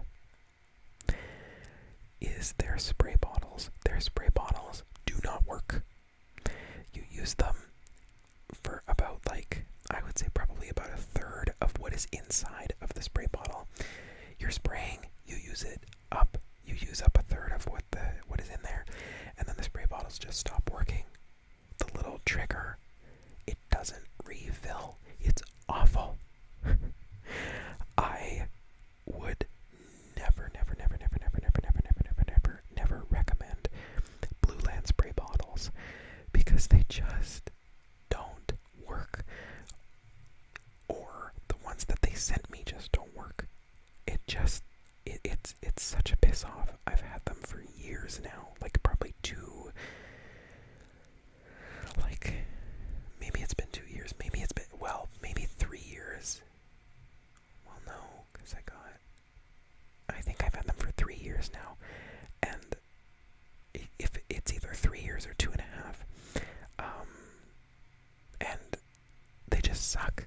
They're awful. They don't spray after a certain point of you using the product. I don't know. I have the window cleaner, like their answer to Windex. I have the bathroom cleaner, and then I also have the yellow one, which I think is like a kitchen cleaner. The kitchen and the bathroom cleaner are supposedly stronger, and then the window cleaner works really well, but it just doesn't spray properly. It's so annoying, and I haven't gotten to use them all. And then what I'm dreading is once I finally do finish these products, I'm stuck with these spray bottles that don't work, that are really thick, high quality plastic. Their whole thing as a company is to reduce plastic waste, but these things I'm gonna have to put in the recycling because they just don't work. I hate it. It really makes me sad because this solid dishwasher dish soap, I should say, it works great. I like it, but the rest of their stuff, it just leaves something to be desired. It doesn't perform well. I'm sure it cleans really well, but it just doesn't perform as a product in the way that I would like. So anyway, I'm washing things now, as you can see, but I'm just like washing the stuff that sort of goes in the coffee grinder. Basically, it's sort of constituent parts that are able to be removed. The little canister, all of the little spoons and things that I've used over the course of the last little bit of what I've been filming, and it was just really nice to be able to sort of wash out parts of that coffee grinder, because of course when you're dealing with essentially coffee dust, shit gets pretty dirty, especially up in there. So I'm just giving it all a nice little sort of clean out, a nice little clean out, a clean out. So that kind of was the most consequential thing that I did on Thursday. On Thursday, I also, I finished up clothing laundry. Anything that I didn't get done before on Wednesday, I then got done on Thursday. I believe there is more laundry content coming up, and that is what I would have finished on Thursday after my shower.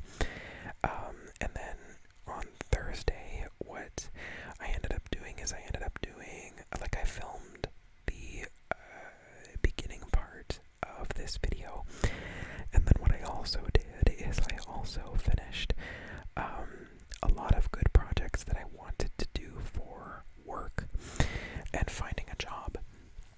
So I ended up going into, I did a bunch of errands that are sort of surrounding my work, and that really made me feel a good sense of peace of mind that I was sort of ready to go. And then hopefully when I do start putting out more applications, I'm putting out probably, I forget what I said in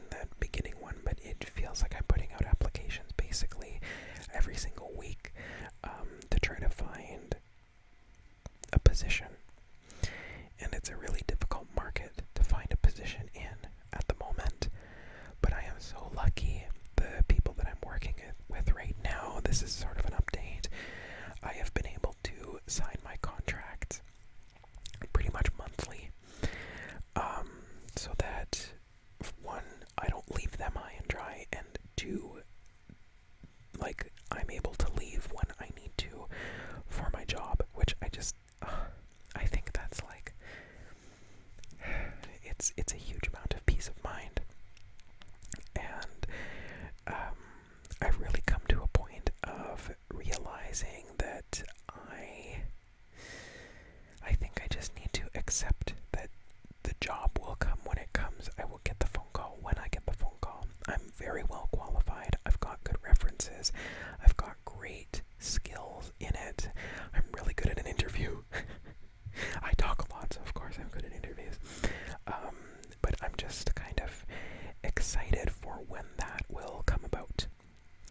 I'm no longer worrying. I'm no longer in panic mode. I'm no longer in what's wrong with me mode. I'm just kind of in I'm content. I've got a way to make money. And I just need to sort of be okay with whatever shall come. Do you know what I mean? So I think that has been sort of a very freeing outlook lately. It certainly feels less apocalyptic, for lack of a better word. It's not that it felt like that my life was ending or that the world was ending or anything like that. I think it's just it felt really big. And now I'm trying to make it feel less big through recontextualizing the way that I approach it, I guess. Sometimes I struggle to put it into words. I know people in my life, they ask me well, are you searching? Are you excited? Are you whatever? And I'm like, well, yes to all of those things, but also the excitement. Excuse me. Some yawns.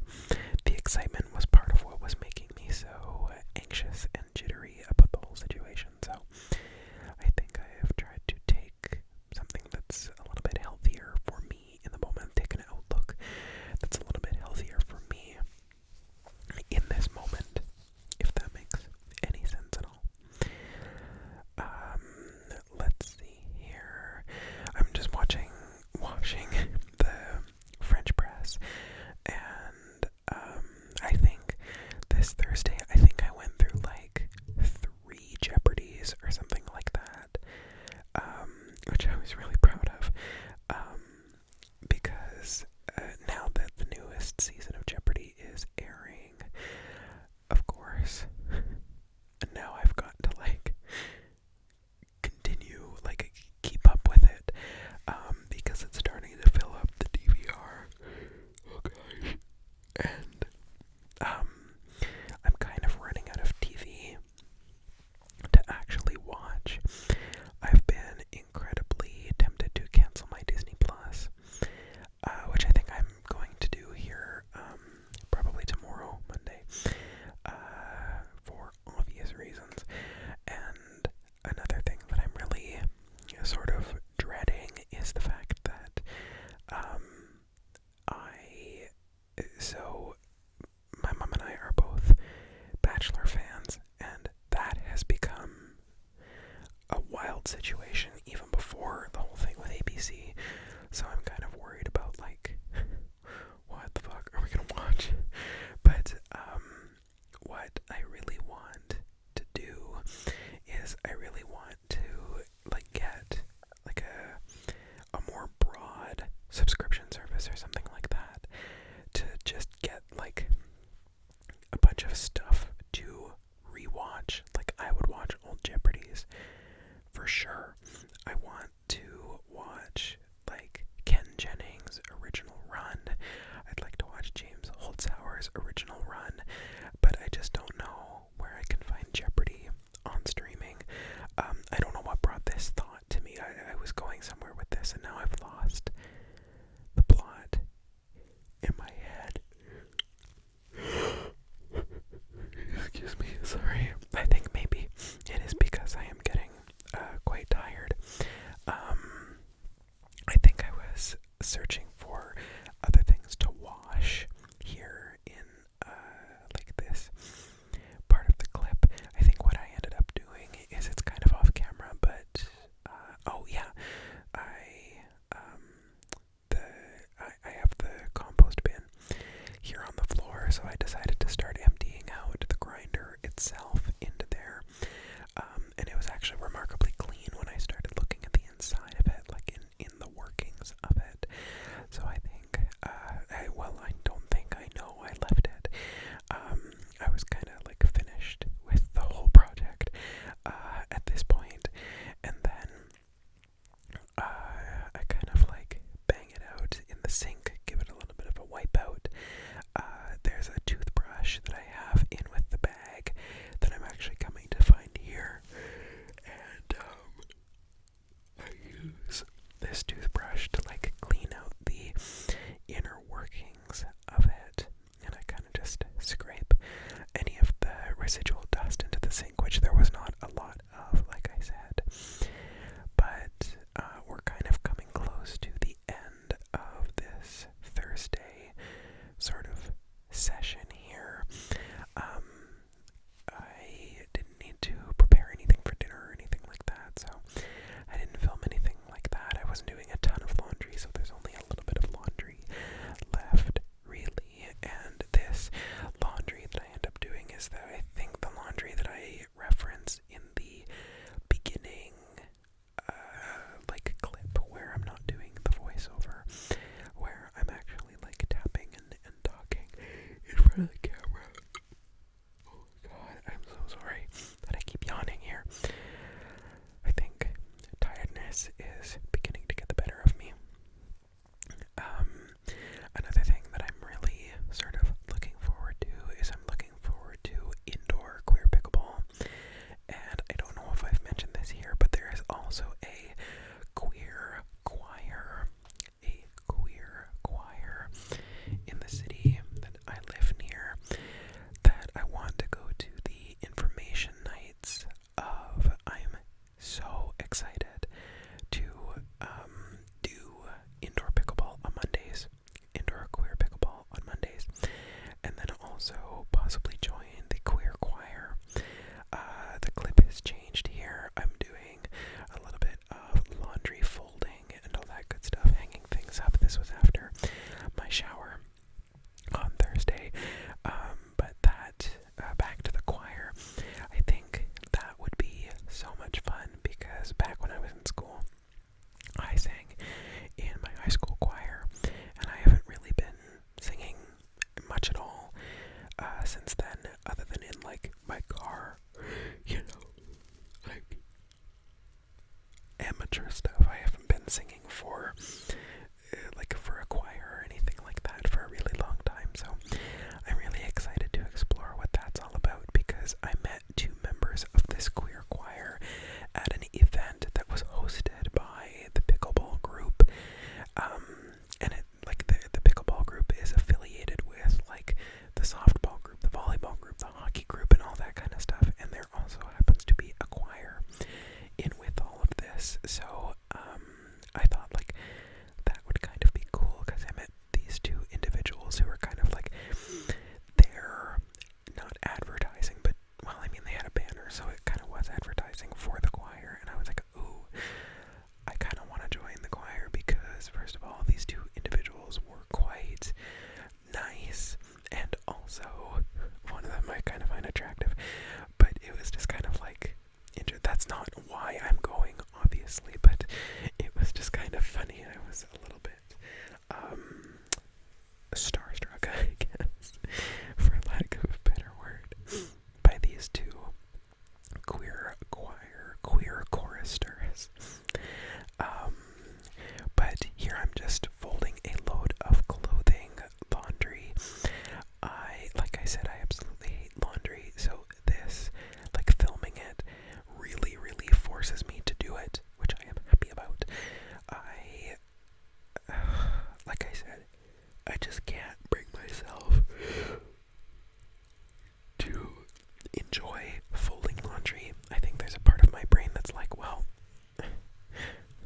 I took this off of a hanger that I hung it on like a couple days ago, so why would I just put it right back on the hanger? I don't know. It's not a logical thought process, but it's like, in my brain it feels like such a waste of time, which I understand that it's not.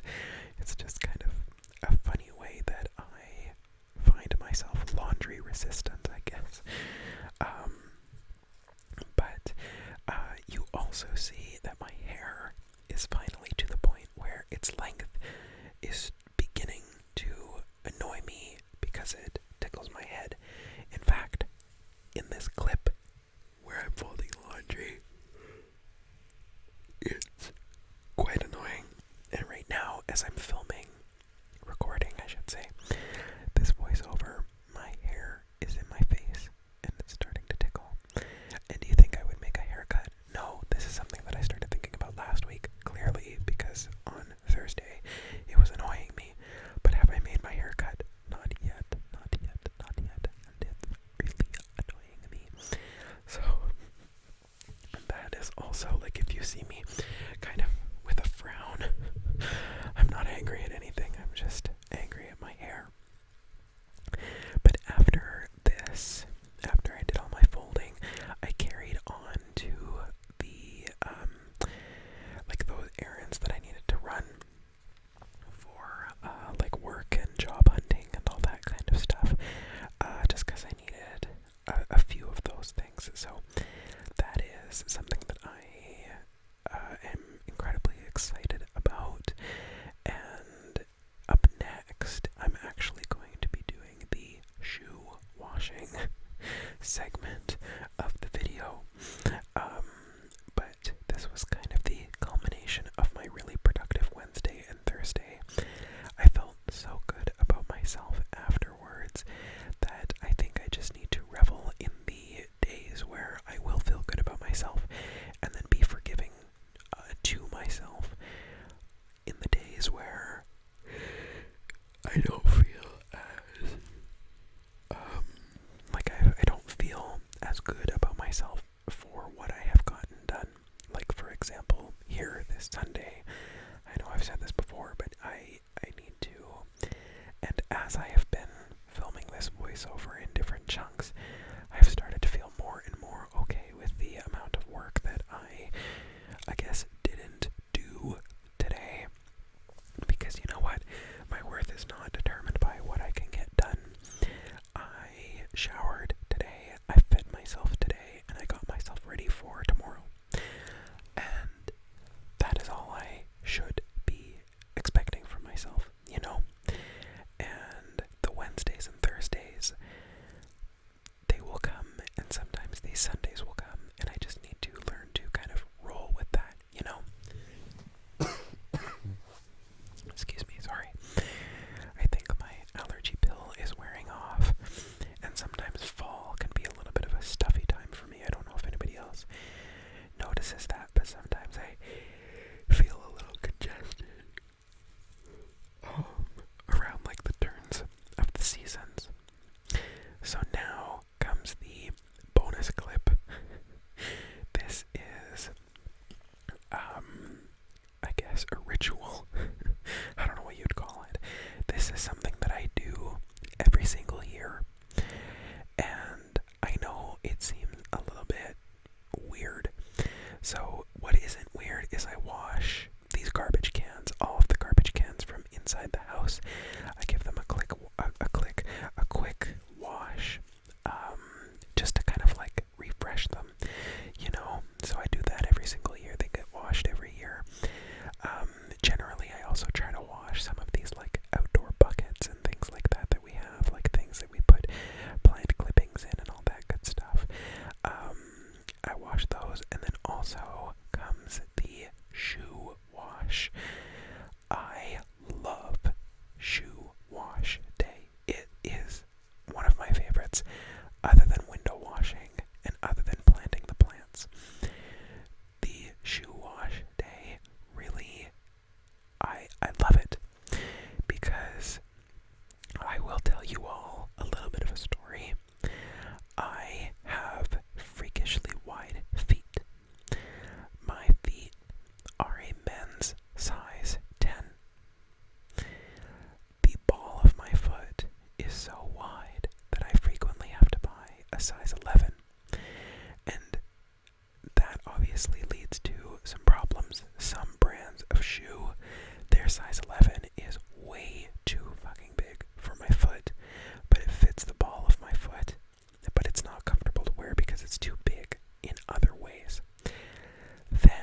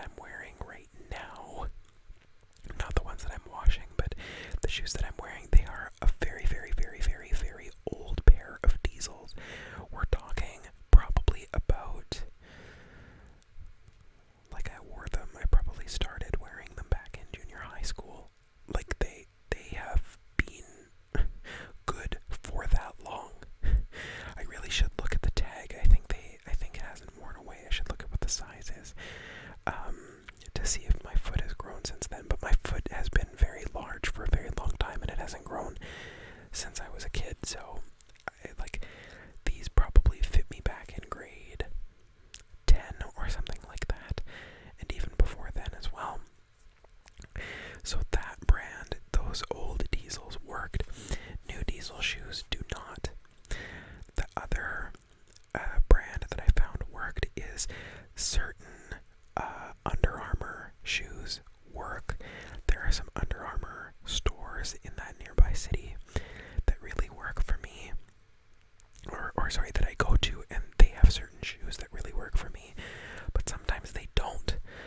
The best location, though, is an outlet location that's about 45 minutes away, and that is actually a pretty, consistently they have shoes that really, really fit. I want to try Lululemon shoes because I feel like Lululemon shoes look like they would fit, but of course they're expensive. But on the other hand, I take very, very good care of my shoes, so I view them as an investment. So I should check out Lululemon shoes. But these shoes that I'm washing right now, they are on cloud shoes. Now, on cloud shoes are literally the perfect fit. I don't know what it is about them.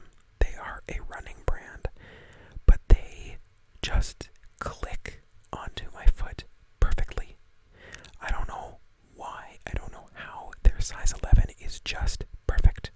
I don't know if Swiss people have short feet and wide feet like me. I don't know what's going on with it. But they just work. They're perfect. If you are somebody with a freakishly wide foot, on cloud shoes work. They are so good. They're comfortable. They have a lot of support. Yes, they do bump up my height, probably about 2 or 3 inches. They're very thick on the bottom, but they are absolutely perfect for what they are. So I'm washing all of my on clouds because those are literally practically all I've been wearing for the past couple of years. The past year for sure. Last year I had to wash a couple of my Under Armour shoes, but these shoes have for a year been all I have been wearing because they work so good. They fit so good. They have amazing colors, and on their website you really should, if you're interested in these shoes, you should go to the last season section because their shoes are, I would say, the stuff that I'm looking for isn't the fancy running stuff, so it usually runs anywhere from 130 to 150, maybe 160, and then the running stuff goes from 150 to close to 200 kind of range, but they're really good quality. They last. And then on this last season, you can often find these pairs of shoes discounted at 25% off, and in some cases I've gotten shoes for 30% off and 40% off, depending on how old they are. So if you are a person who has wide feet and you're looking for something that works, if you go to their last season section, often those shoes are well discounted, affordable, and they look good. Well, not affordable, I shouldn't say that. Like I said, they're an investment, but they work. And that's kind of how I view most of my clothing purchases.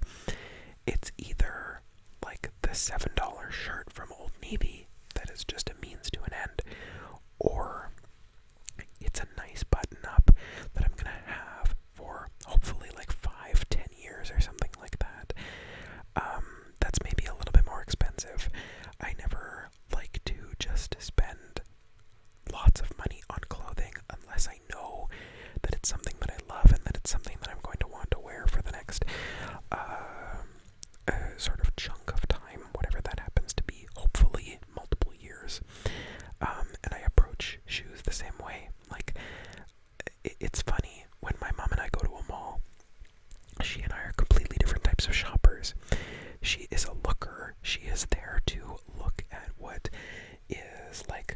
the shelves and the racks and things like that, and she'll go through them.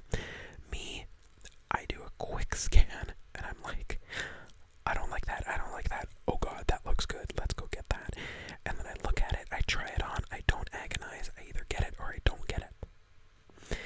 I'm very quick, like I could probably end up doing them all in about 45 minutes if I really put my mind to it. And so, whenever we walk past shoe stores, she's always like well, try it on, you like the colors of that, go try it on, come on, let's do it. And I hate shopping for shoes because it makes me feel like my foot is like this freakish thing, which I know it's not, but it's, when I was a kid, I used to dread shoe shopping because this problem was even worse. My wide foot often had to bump up my shoe size, not by just one size, but like a size and a half. Like when I was a kid, if I was wearing, like if it was the same situation that it is now, like I would be trying on 11 and a halves and 12s instead of like 10 and a halves and 11s, because my foot, like the rest of my foot to the width ratio was even more out of whack. So I used to hate shoe shopping, but like she's like, oh, go try it on, and then I'm like, okay, fine. But this On Cloud brand has actually made me enjoy shopping around a little bit more. I find that clothing shopping and shoe shopping is still a function of like, let's get this over with. But I've started to enjoy shoe shopping now that specifically Browns carries these On Cloud shoes. But basically all I do when I wash my shoes is I take this brush, I try to get the worst of anything off of it. This brush works well for the fabric parts of the shoes. And I also do scrub away at the bottom of the shoe just a little bit. I don't know, I know it's the bottom of the shoe. It doesn't need to be cleaned. That is literally probably the most unclean area of the shoe. But I think it's fine. I just clean the bottom of the shoe just for the hell of it. I don't know. Again, it's probably not doing much, but I tell myself that it is. Even though that work is being undone basically as soon as I put on the shoes and walk in them. But then I also take this magic eraser, and magic erasers clean shoes so well. It's kind of wild. Magic erasers do a great job of removing like dirt and like just kind of general grime. I don't know. They work really freakishly well. Like, I now understand why my grandma is obsessed with these little sponges, because they actually truly do work like stupid well. Especially for what I'm using them for, which is cleaning shoes, which might sound a little bit weird now that I think about it. But, yeah, so that's kind of what I'm doing to my shoes. I'm just giving them a nice little, sort of refresh, scrubbing away at them, making them look, as sort of clean and freshened up as I possibly can, and getting ready for them to be able to carry me to wherever I need them to carry me to. Making them look nice and bright. These are also the pair of shoes, the pickleball group that I'm with. I normally wear these shoes to pickleball, so that's why they have funky laces on, because they gave me Pride laces to put on a pair of shoes, and the laces are stupidly long, but they work really well with these shoes, because these shoes are kind of like a white with a little bit of like an orange and purpley undertone, and they just go really well with the Pride rainbow shoelaces that I put in them. I also gave my grandma a pair of her own gay shoelaces from my pickleball group, and she loves them. She absolutely loves them. She put them on a pair of like old Adidas chunky shoes, and that's what she was wearing when I went to the Pride Parade, which I just thought was so cute. But we're actually coming close to the end of this sort of marathon vlog / do random shit with me kind of